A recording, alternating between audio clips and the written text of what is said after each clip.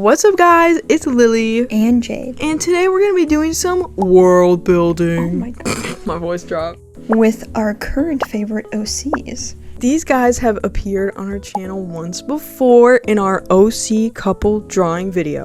One belongs to me and one belongs to Jade, and they kiss each other. But today we're gonna get into a little bit more of their story. They're from a fictional universe that's sort of fantasy world. They come from a country that's based on Japan, and it is set in a time period that's kind of analogous to the early 1800s. But we're gonna be trying a little bit of a different format with the art in this video, where some pieces are gonna be more sketchy or unrendered, just so we can share some new concepts and the story with you guys. Now let's go explore the world. Oh my gosh, just Jade starting the video. I can't believe it. I had never seen that.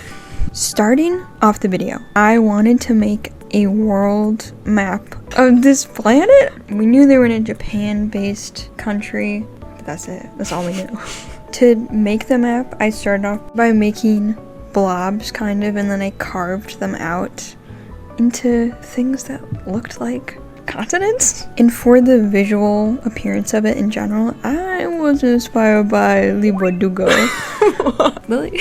Okay, guys, if you're familiar with the Grishaverse universe, is that how you say it? I've never heard anyone say it out loud because I've only read the books, but it's a fantasy series, and in the beginning of each book, they usually include a map of the world with all the different countries. For Jade's map in particular, I busted out my copy of King of Scars, which I think has the most recent map, and it looks really good. So I illustrated some mountain ranges, trees to indicate forests, and palm trees to indicate beaches, as well as these kind of squiggly, wiggly lines, which are supposed to represent farmland. I was trying to make some type of texture for the water. You probably can see me struggling. I didn't even do anything. It just left a blank. The main country that this story takes place in is Omizu, which is based off Japan. All of these countries are based off of actual countries or continents. Below Omizu is Zhaoyu, which is based on China. Then there's Gyojin, which is based off Korea. Lim, which is based on the Philippines. And Homiki, which is based on Hawaii. That little weird guy at the top is Ivashko, which is based on Russia. And I thought it was funny because it was really small and Russia was really big. Okay, it's me now. Jade wanted me to read the rest of the countries because she didn't want to. So the island to the right of Omizu is called Kiarma, which is kind of like a blend of Ireland and Scotland, and they're Omizu's closest allies. Omizu's kind of beefing with a lot of people. We'll get to that later. Then we have this little blob crab claw looking thing that's kind of like Europe. There's rain. They're French equivalent, and they love war. They love war. And then there's a different France look-alike called Elivo, which is peaceful, and they're gay. And then there's Kikya, which is Finland and other Nordic countries. Delling, which is equivalent for Germany and Austria, Prussia. The little island is Avela, which is based on Italy. There's also Beleska, which is based off of Poland and other Eastern European countries. Down at the bottom is Lerona, which is based off of Spain. The big guy that's kind of in the middle of that landmass on the right is Umna, which is a blend of multiple different African countries. And then the little island is called Lemna, which is supposed to be kind of like Madagascar. Below Umna is Melamos, which is based on Mexico. Praia, which is based on Brazil. And Intu, which is based on Peru, specifically the Inca people. Then furthest right and up at the top again is freaking March, and it's based on Canada. Below that is New Cheshland, which is a horrible name, and we want to change it, but we couldn't think of anything. It's basically America, but a good America. It was England, but they got rid of those guys. And now it's America. but it's like farmland and agriculture. Chill. I wish. And then below that is Valenza, which is based off of Colombia. Lastly, down at the bottom in the middle is Satva, which is based on India, and Yuka, which is kind of like Iceland. That's the whole world, man. If you have any ideas for the names of the oceans and seas, let us know, because we didn't even think about that. And give us a new name for New Cheshland, because it's like, what is that? It should sound like Englishy. New Cheeseland. New Cheeseland.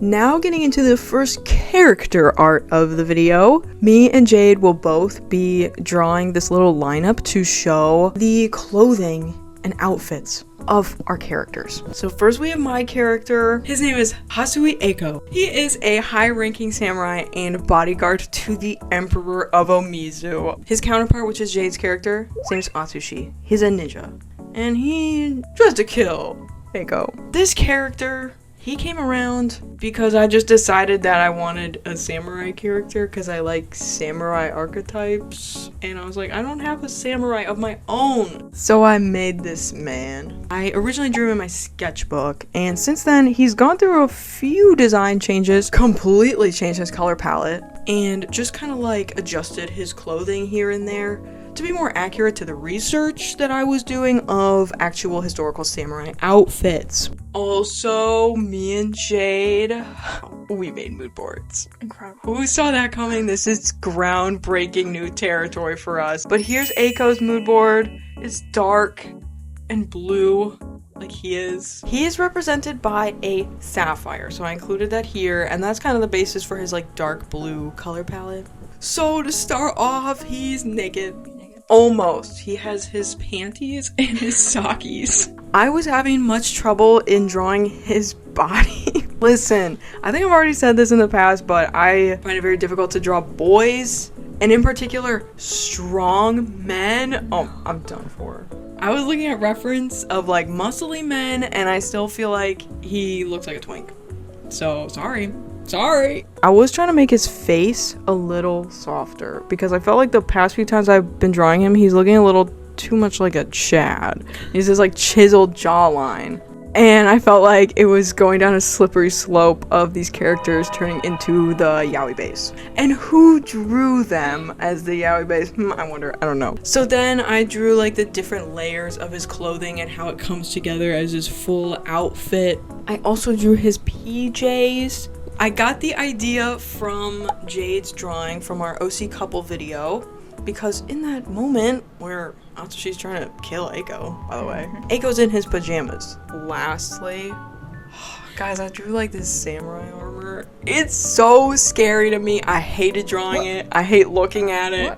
I'm making an executive decision that this only really appears for like, I don't know, ceremonial purposes. He like doesn't wear this a lot. One thing while I was researching and drawing his samurai armor, it was really reminding me of the designs from Star Wars for like helmets and stuff. So I was thinking like, I wonder if that played any inspiration. One more thing, me and Jay decided to make voice claims for these characters. I decided that Eiko's voice would be Lilac Cookie from Cookie Run Kingdom.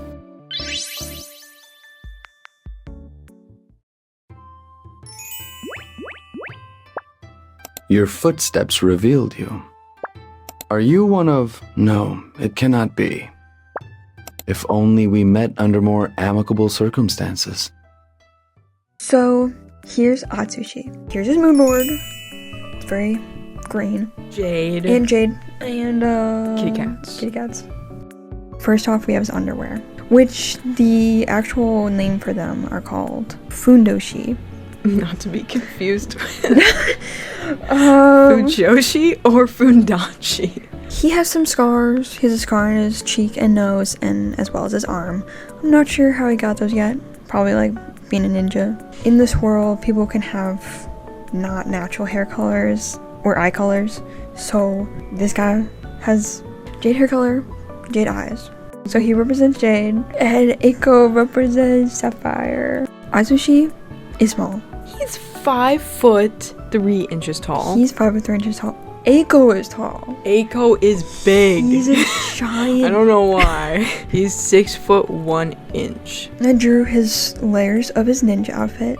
So we got his like crop top and long gloves, as well as his socks. Then he has an extra layer, and then he becomes ninja. And he kind of got like his ninja face wrap, kind of got kitty ears. And then I also drew pajamas, because Lily drew pajamas. So I had to draw pajamas. So some of his backstory. I'm already crying. He was originally from a small mountain village. When he was 3, there was a fire, and it destroyed most of his village. No. And guess who died? His mommy and his daddy. His mommy and his daddy. So he's orphan 3-year-old. Whoa. There was an old guy, and he took him in. But they had to leave the village because there was nothing left. So as they were traveling, they were ambushed. Oh no. By like thieves, and they killed the old man. And they didn't know he had baby. And then they saw that he had baby Atsushi. So like obviously we sell the baby. Oh my gosh. He like was sold around. And he was a tragic child. And he doesn't have a family name because he never knew, and he was given the name Atsushi. And he doesn't even know what his original name was. Aww. Because he's a tragic figure. He's so sad. But he like finds the light. Later, I will tell you. Okay. Also, guys, it's me, Lily. Last but not least, Atsushi also has a voice claim, which is Fremine, correct me if I'm saying that wrong, from Genshin Impact. Roll the clip. I always get so gloomy when it rains. Morning. Do you have an assignment for me today? You didn't have to do this for me, you know. Okay. Did you guys like the editing of the voice claims? I was trying to make it be like a dating sim or something like that. Anyway, back to business. So this is Eiko's room, his quarters, which are in a part of the Imperial compound, not the main palace, but all in the same area. I just based this off of the drawing that Jade did because the background of that drawing shows his bedroom. So pretty easy for me. I just kind of like drew a little bit more of the space. It's very simple and kind of barren. When looking at traditional Japanese rooms, they're typically fairly empty, I would say. And I also think that that fits Eiko personality-wise. Sorry if you can eat my doggy. He's very organized and like proper and puts all his stuff away. But he does have a little weapons rack on the wall. As an added detail, I also drew his katana, which is on the wall in this drawing, but it's like his favorite. It is his baby. He probably has a name for it. I don't know what the name is. Next, wow, it's still me. I wanted to explain a little bit about the government and the emperor of Omizu. I don't know what happened to my voice. So starting out with the palace. It's kind of set up on top of a hill or almost mountain that kind of cascades down, and I imagine the city sort of spreads out below it. I didn't draw the city though. Then the smaller building is the lower palace, which has Eiko's room in it and other like servants and stuff like that. It also has a jail in the basement.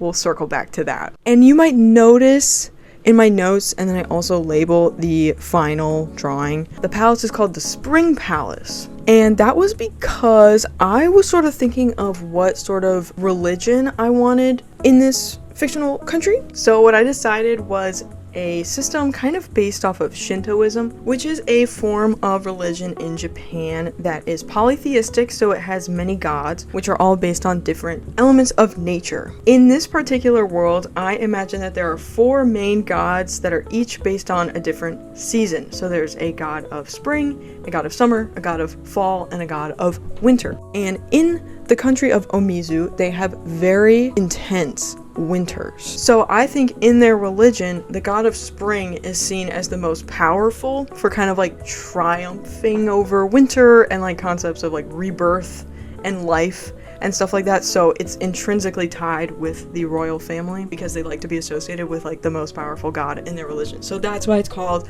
the Spring Palace. Now to get on to Mr. Emperor. His name is Ito Takaharu, and he is around the same age as Eiko and Atsushi, and he kinda sucks. He took power when he was really young, I'm thinking like 14 or 15, and he's just like not good. He's very narcissistic and egotistical, and he's like very aligned with the traditional ways of doing things. He's pushing for conflict with Rain, which is War France.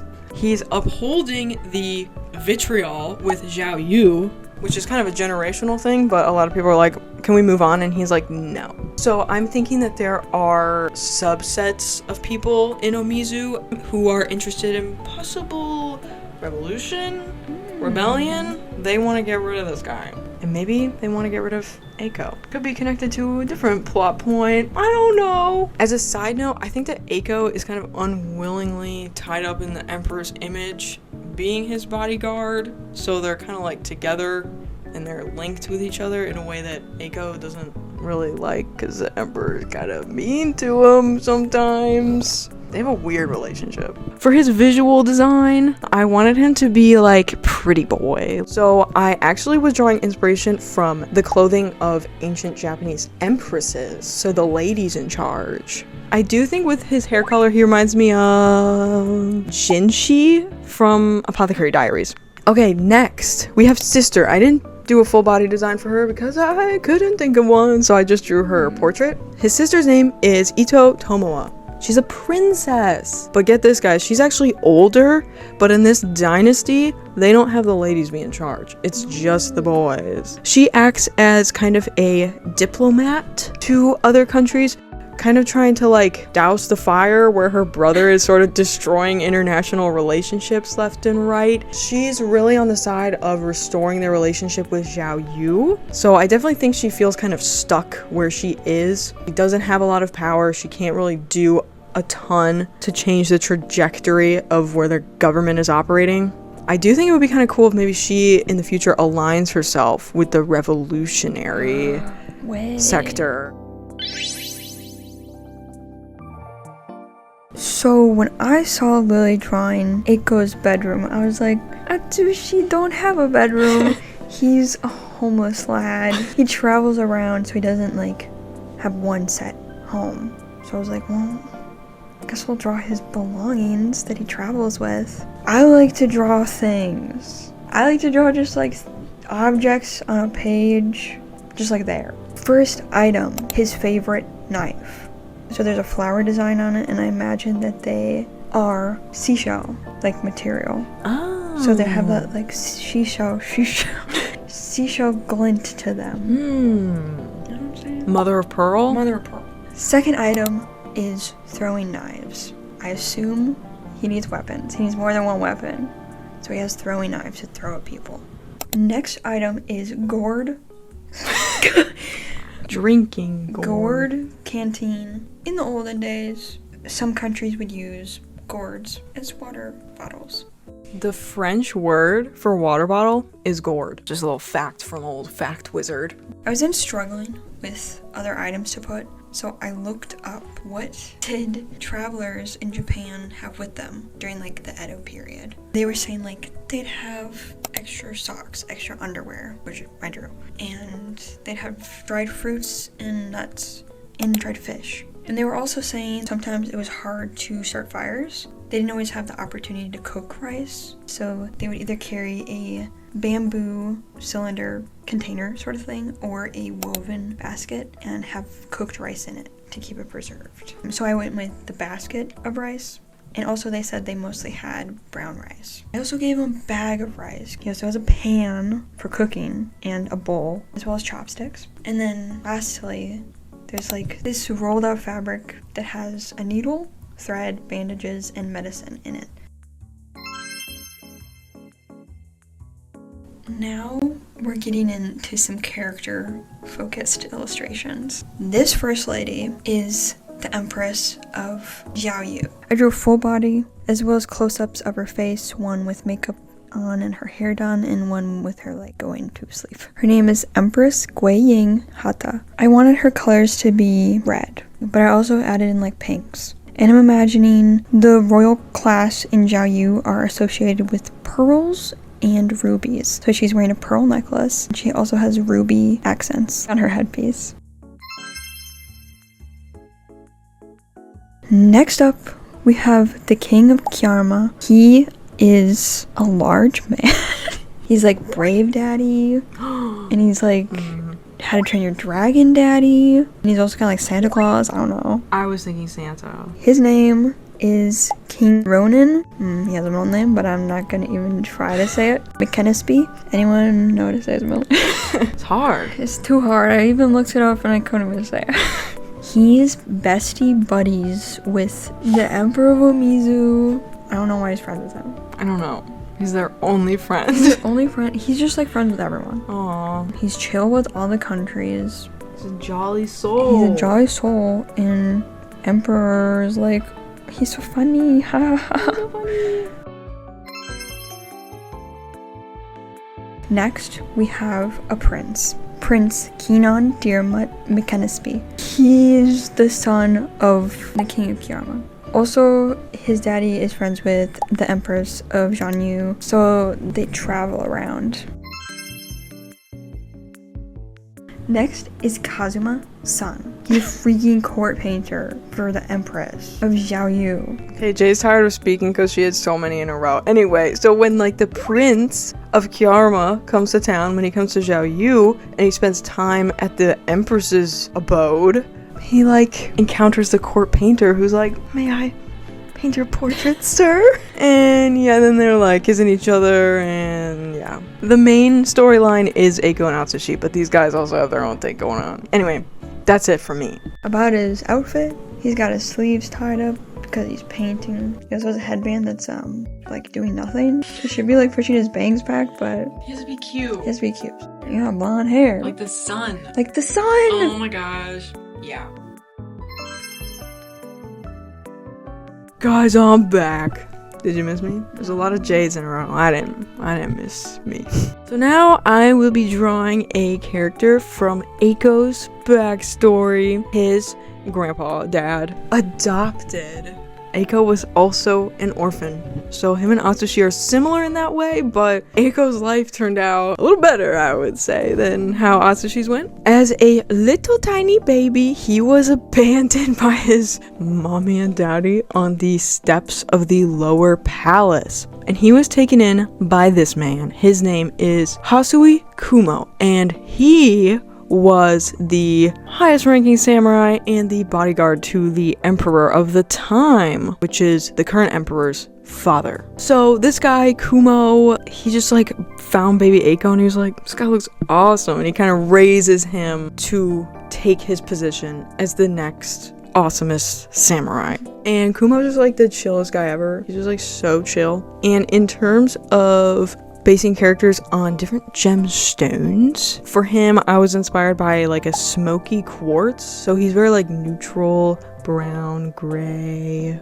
So I drew a full body of him. I like his big pants. I thought about changing Eiko's design to have big pants, but I didn't do it, and I was like, I can use them here, I can use them for this guy. And then I did a little drawing. It's not like fully rendered, but it's him and baby Eiko. Baby Eiko's so small. He does not remember his real parents. So Kumo was really just like his grandpa dad. And sadly, in the current story, Kumo has since passed away of old age. Like, he's old. He was like old when he adopted baby Eiko. He was grandpa, he was Uncle Grandpa. The final character being introduced in this video is Mami. Okita Tadachika.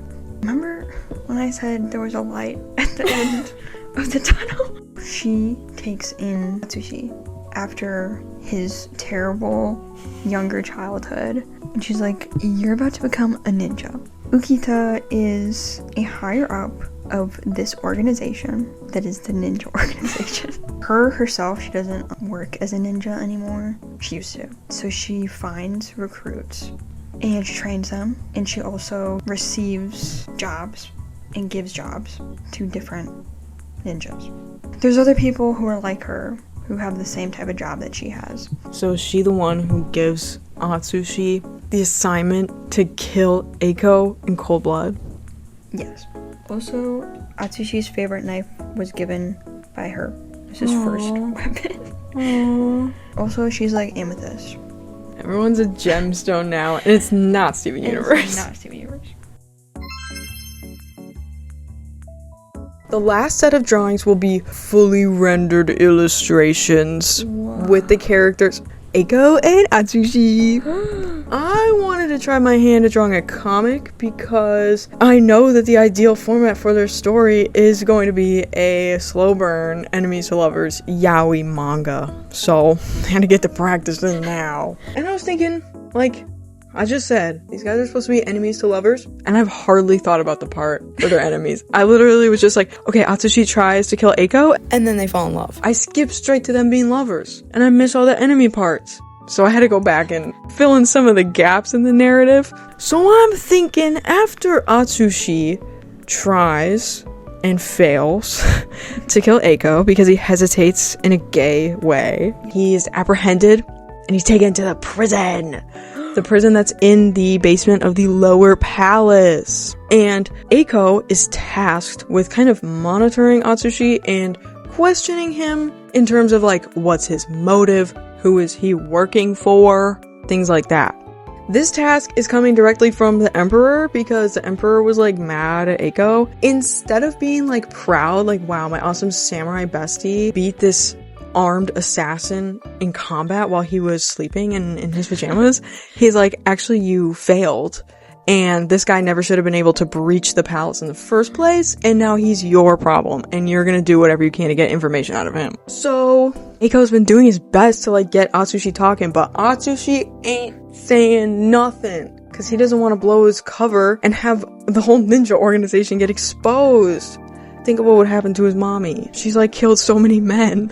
So, in this scene, Atsushi's not eating his food that's provided, because he, like, low-key wants to kill himself. I'm thinking that, like, maybe there's an oath, or maybe it's just his honor as a ninja, part of the organization. They're like, if you are compromised, can you say on YouTube? You go out on your own terms. I was, like, even imagining, like, an emo scene where, like, in the original fight, Atsushi's like, I'm gonna do it. I'm gonna die by my own blade. And Eiko stops him. So he's not eating, he's like, I'm withering away. I'm withering away, and Eiko's like, this is not gonna fly. You're gonna eat your food, mister. What am I even saying? So he walks down the hallway, he looks in the cell, and she's curled up in the freaking corner. He stares in a most angry way, and you see his untouched dinner by his little footsies. And also, in terms of this scene, I wrote it, like, with words on paper, and then thumbnailed it out into a comic, and it was 5 pages. So I was like, there's no way I'm gonna be able to do 5 fully rendered comic pages for this video. So I just did the first page, but they then go on to have this whole conversation about like how the Emperor sucks, and Eiko's like, no he doesn't, but in his mind he's like, yeah he does. I don't know, they're kind of bonding. This comic took a really long time to draw, but if you guys are interested in their story and you'd like to see more, me and Jay would be down to make another video. I think there's a lot story-wise. Maybe I'll draw the other 4 pages of this comic. I have so many concepts that I didn't even draw for this video that I was going to draw for this video, and then I didn't even draw for this video. Jade, what do you say? There's still a lot more that we haven't shown, and I think we like to share it. Like, it's fun. I'm really excited about this universe. I don't know. This is like the first time in a long time where I've actually thought about the greater story and not just like yaoi. I mean, it is a lot of world building just for the sake of making yaoi, but isn't that where the true fun really is? Yes. So, in the previous video where we had illustrated these characters, Jade drew plot and Lily drew yaoi. Mm-hmm. So it's only fair that I get to draw yaoi this time. I had hot springs stuck in my noggin. I was like, I need to draw the hot springs. I have to do it. So I thought this stupid concept. Stupid? What do you mean? Awesome. Oh, sorry. I mean, awesome concept where Eiko is staring intensely at Atsushi, and Atsushi's like, what the fwig? Why is he staring at me? Atsushi's thinking he's like being a pervert. Whoa. He's not being a pervert. because what he's thinking is that Atsushi's hair is the same color as the water. Wow, so funny. So awesome. I think Aiko got autism. I just gotta say Dang. it. Oh, I know it to be true. So it's a winter wonderland. Because it is often snowy in Omizu, I'm imagining there's several hot springs. Because everyone's like, oh, I'm so cold, I'm so chilly. And in the bubbles where I drew their mind speech, I drew them as like kitty cats because it felt like the correct move. They're so cute. Were they naked? Over there? Yes! You like have to be, right? You have to be naked, you can't be some wimpy wampus. And your hair can't touch the water. Yeah, that's fine. Mhm. His hair's up. And that was all the drawings. I hope you guys like this format. It was fun to try out a different style of like world building, character development, story. If you like these characters and you want to see more, let us know because you might just see them anyway, even if you hated them and you hated this video. Anyway, that's it for us, guys. Good night.